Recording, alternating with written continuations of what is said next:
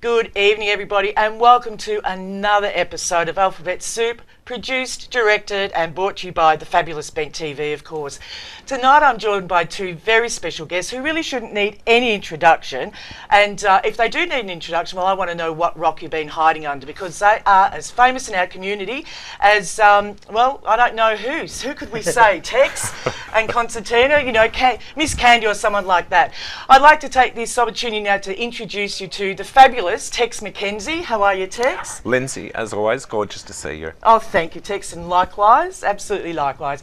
And of course, sitting next to Tex is the absolutely gorgeous, fabulous and very talented Constantina Bush. How are you, Constantina? I'm good, how are you going? Fabulous, thank you, and thank you both for coming in tonight. No worries. Now, we're going to start off this show with a little bit, being a little bit serious with you first, Tex. Your work in the community, I'd really like to know, and our viewers would like to know, what have you been up to lately? Well, lately I've been, I work at the Victorian AIDS Council Gay Men's Health Centre in health promotion. I've been working there for 18 years. Oh my God. You must be the longest one there. I think I'm just by a whisker. I'm the longest serving lunatic in the asylum, as we say. But yes, so I've been involved in the community probably for about 22 years, since 1989. God, and what was the first gig you had? Well, the fact that 1989 was walking in the door of the Victorian AIDS Council to become a volunteer, and then later on becoming a permanent part-time employee, and then further on down the track becoming a permanent full-time employee, which is what I'm doing now.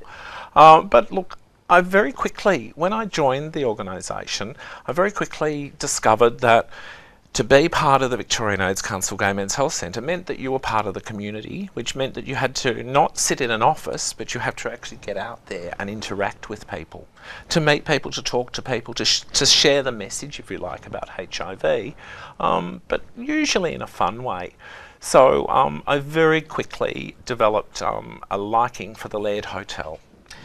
And this was the Laird Hotel, of course, before the Laird Hotel was men only, so it was mixed.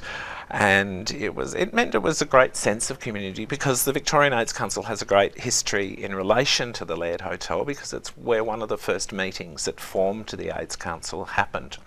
Was it really? It was indeed. Yeah. And so many people who have been involved in the Laird Hotel have been associated with the AIDS Council, or have been people living with HIV, or people who have worked in the community generally. So it's been the melting pot which has led to a lot of people working in a lot of places, including Bent TV and Joy 94.9, the Also Foundation, Out Black, in all sorts of places, all sorts of organisations, all sorts of groupings of people coming together to do something, rather than sitting back and sitting at home, but to getting out there in the community and doing something. And that involvement and getting out there and being seen in the community is one of the most important things I've found to do, because you need to be able to identify it, which then identifies the message. Oh, indeed. And seeing people through Bent TV is really important, just like listening to people through Joy is really important, because it means that we have a visible face.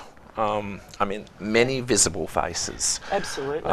Which help people who are stuck back in the suburbs, if you like, or in rural and regional Victoria, who really don't have anyone they can look up to, or if you like, anyone they can see who is out there doing something, who can spur them on, if you like.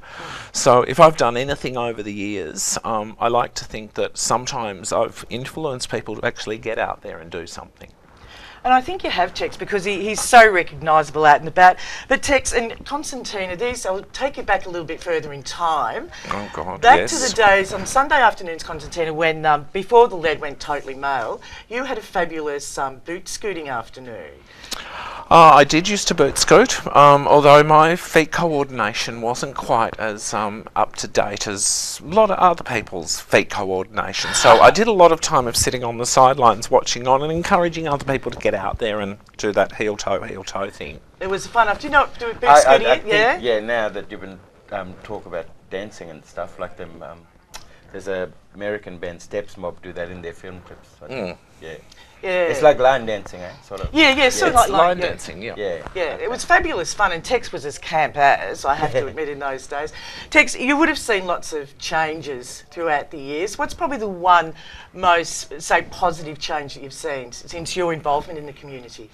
I think the growing acceptance of people that we're here, we're certainly not going to go anywhere, and we're going to be as loud and as brash or as meek and as mild as we choose to be. And that despite the fact that we're still fighting for marriage equality, and to a degree, because of that, sometimes I see myself as a second-class citizen in my own country. I like to see that by working with other people, activists, if you like, but working with government and working with sympathetic politicians, we're slowly but surely, since we had decriminalisation, goodness, how long ago? Almost 40 years ago. That we have come a long way. Oh, indeed, a bit before your time, darling, but certainly not mine. But we've come a long way, and I can only see that we will continue going further as there are more people that people can see and interact with, and get an idea that yes, it's okay to sit back, but sometimes it's good to actually step forward, and that can be in a Pride March, it can be an event associated with Midsummer or the Queer Film Festival. I mean, there's so many opportunities for people to get out there and do something, and to see things going forward by watching what other people have done and putting their hands up as well and saying, well, look, I'd like to become involved too. Absolutely. And Constantina, you have a message also, but yours is presented a little bit differently than Tex. You do yours through entertainment and being just fabulous. Yeah, we've got a cabaret show which deals with like Indigenous issues, but we don't point a finger at anybody, like we talk about Indigenous issues and sing about them and dance about them, but in a way where we're having fun with the audience, because a lot of our audience members is white people. And when they sit down there and we talk about things like, and they try to understand how I can talk now for Pidgin English. And right now I'm talking to you, got a Pidgin English, but I'm actually making it slow so you can sabi what I'm talking. But if I did it proper way. Can you do it in usual pace for us? Okay. We've been like at La Mildurum up now. We've been putting that show there. Then we've been coming, sit down and sell out that show, and then we've been come back later. And they've been talking to me, they've been reckon they're going to look real girl there sitting there. And when I've been walking on the stage, they've been get fright, because I was... That's fabulous. And then when I've been singing about them first song, and that sort of win that audience up a little bit, and then after that third song, when them two girls been coming out, I got two Bushettes. Them Bushettes, they're backup dancer, and they've been come out on the stage and they do like R&B dancing and real crumping, like proper, a little bit kibera too. And then when they did that dance, all them got one over again. And then by the end of the show, I had them like eating out of my hands. That's a white thing, but but like it's a little bit cheeky when I first walk out on stage. I talk like that now. My name is Constantina Bush. That's where I've come from, the bush up Northern Territory. I don't believe in Brazilians, so I got bush down here too.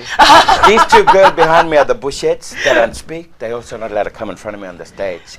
But yeah, so we got an interesting show, and it's like really good, like for people to come and watch. Fabulous. Thank you so much for doing that, because I think that's a first on Bent TV, actually. Absolutely fabulous. Okay, we'll be back. We're just heading out for a short break now, so please support our sponsors. They support us and they keep us on air. So please do that. If not, just duck out for a cup of tea and come straight back to Alphabet Soup on Bent TV. Welcome back, everybody. And that was Constantina Bush's rendition of Fire that was originally done by the Pointer Sisters. Now, Constantina, that was just fabulous. And we're giving you a little bit of time to get back to your seat, of course. But you've changed a few of the words in there. Yeah, I've been changing about them words to make it more thing for like all the black fellas that come and see my show, because then they can relate to it and have a good giggle, Yeah. And it's it shows all the Muninga people that come, white people that come to our show, that we have got sense of humour too, and we can laugh at ourselves, because if we laugh at ourselves, then it makes light of those issues, like too many people real serious like around Aboriginal issues and sweep things under the rug, but we just deal with it, but you got to laugh about it, and it just makes light of it, like that. Did I even tell you about that poster? No, please do. Kamai been win one award for best work on paper, and even get $5,000 too for my picture. And we've been changed the word, because black gin was something that people used to call us, more black women, to make us feel bad, that's you know. right, yeah. And so we've been taking that old 1950s poster, Attack of the 50-Foot Woman, and I've been turn them into me standing up there, got a tram in my hand, like Melbourne tram, in New York, and it said Attack of the 50-Foot Black Gin. But I've been with this. Did you get any like that poster's been produced, I assume? Yeah. Yeah. What was the really feedback on that? It was really good, because that a lot of people said it was the strongest piece inside that competition, and Moira Finucane from Burlesque Hour now, she didn't see that poster, and she tracked me down and asked me to be in her show just from that poster. Fantastic. She didn't even know I could sing or dance, or I had a show. Nothing. She just looked at poster and come. So it crossed over to performing arts for me too, not just visual art, you know. Because it's these issues with our Indigenous people are very, very sensitive, and I love it when people take possession. And as we know that that laughter is sometimes part of the healing process. When we can sit back and when we can have a bit of a giggle at ourselves, that we know we're halfway there. You think very much the same way, that laughter is part of that process? It is part of that process, because, when people are hurting, they cry. But, sometimes people can laugh too at real no good thing, like shock, make people laugh. But for us, mob laughter is how we've dealt with a lot of things a lot of the time. And we've always had this kind of humour, It's just time to start showing it to the world. And, in my show, because we have big exposure, like we do with the festival circuit all the time. We've got Woodford Festival this year, which means I gotta miss out on Good New Year in Melbourne. But it takes it to a broader range of people, and they can see the comedy and humour and the message we take. We don't attack anyone, and we don't harp on it too much. Like people always say that I plant seeds, let them go away, think about it, and then they write on my Facebook wall later, hey, I really enjoyed your show. I'm just realising now you got me thinking about things, and it makes a difference like that. And that's what I want to do, because my alter ego, Kamai, he's studying at RMIT for his Master of Arts in Media and Communication, and he's using Constantina Bush now as the vehicle for how to answer his question for his research. So fantastic. And it is about, as Tex was discussing earlier, it is about getting that message out to people and actually putting your face behind that message. And that's one thing that we thank you for, because you're entertaining, the message is getting out there, and you're lots of bloody fun too. Thank you. We'll be right back very, very shortly after this very short commercial break. So please stay tuned to Bent TV. This is Alphabet Soup with Constantina Bush and Tex McKenzie. We'll see you in about 2 minutes. Welcome back, everybody, to Alphabet Soup on Bent TV. And tonight we've been chatting with the fabulous Constantina Bush and Tex McKenzie about their life, community work, and all things glamorous, and God knows what else we've been talking about, because quite honestly I've forgotten already. But Constantina, if we can ask just how you got that fabulous name, very, very briefly, because I know it's such a good story. All right, well, I'll drop out of character now. So butcher that. Me, Kamahi. I'm a visual artist as well, and what happened was, in 2006, when the Commonwealth Games were here, Condoleezza Rice came out and Alexander Downer organised this big luncheon, and and the flags on the badge were like Australian and American cross like this, and had our name on it or whatever, the lanyards and stuff. And they asked me to present her with a small painting, and I said, yeah, sure. So I did this painting, and I didn't know anything about her, or who she was, or I don't even follow politics in our own country, really. Well, back then I didn't. And so we were going, and I said to the guy driving the car, I said, where are we going? He said, I don't know, I'm being directed, This is how high the security was.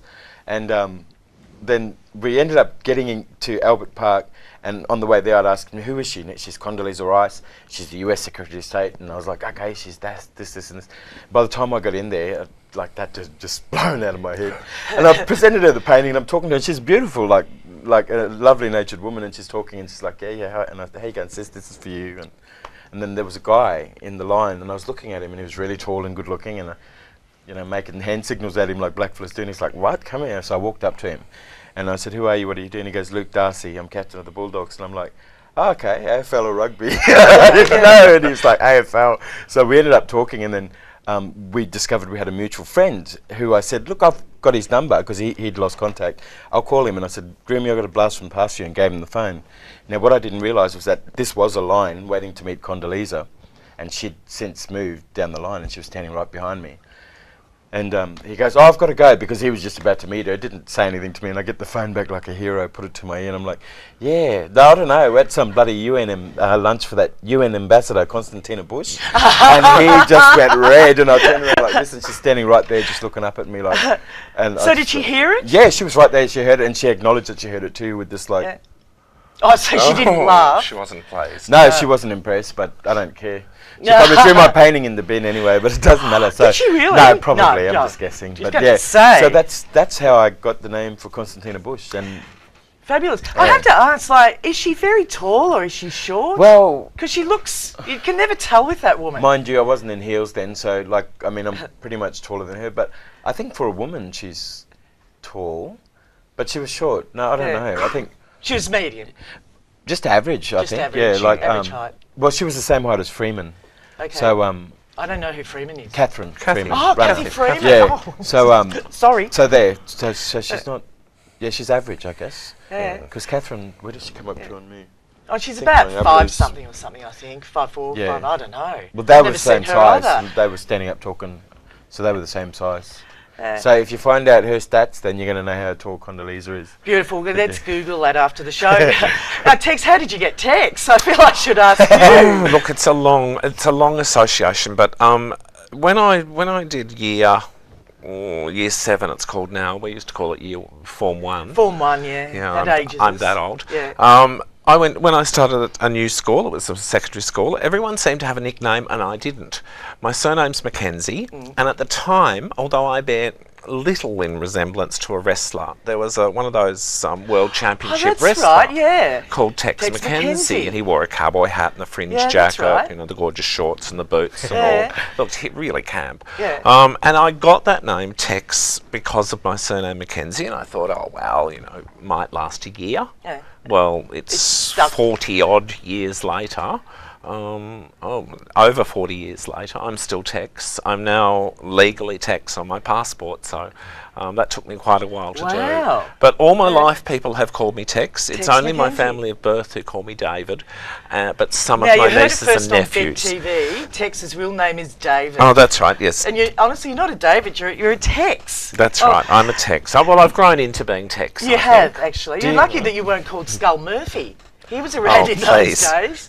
Is I it do. confusing sometimes? Like, do you get confused? I don't get confused. It's only when I'm somewhere and I hear, and I might be in a location where there are family of birth around, and I'll hear the name David called out, and occasionally I'll look up, but generally I don't. And if it's a member of my family, they'll be saying David, David, David, David, Yeah, and yeah.